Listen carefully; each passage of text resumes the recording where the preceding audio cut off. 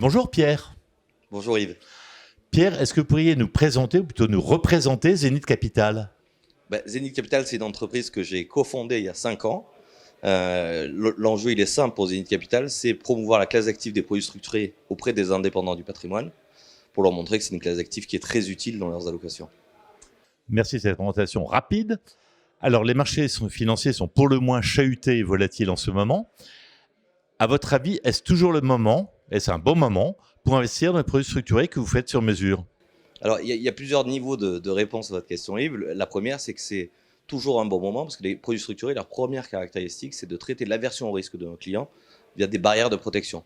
Et donc, dans les moments chahutés, avoir des barrières de protection à moins 40 ou moins 50%, c'est une super réassurance pour nos clients pour passer les périodes qui sont plus agitées. Et puis la deuxième partie de la réponse, c'est quand il y a de la volatilité, ça nous permet de construire des produits qui sont encore plus performants qu'hier, parce que la volatilité, c'est un carburant essentiel dans la construction. Donc, c'était le cas en 2021, et aujourd'hui, on a des barrières de protection qui permettent à nos clients de passer la crise ukrainienne et l'inflation de manière très satisfaisante. Et la deuxième chose, c'est que les produits qu'on construit aujourd'hui, on profite de la volatilité actuelle pour prendre des points d'entrée qui sont intéressants. Pierre, quels sont vos principaux projets, vos principales ambitions en termes de produits ou de services pour Zenith Capital en 2022? Alors, en 2022, on a 3 axes principaux.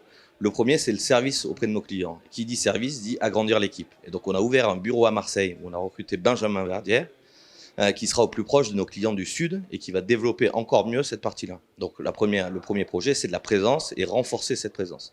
Le deuxième projet, c'est continuer notre développement, y compris sur la partie institutionnelle.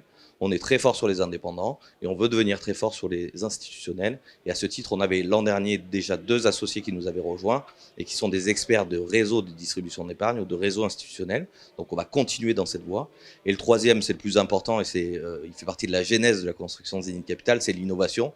C'est-à-dire continuer à proposer à nos clients et réfléchir pour nos clients à des solutions qui sont innovantes et qui leur permettent en ce moment de lutter contre les rendements du fonds en euros qui ne cesse de baisser, et de lutter contre l'inflation qui, elle, ne cesse de monter.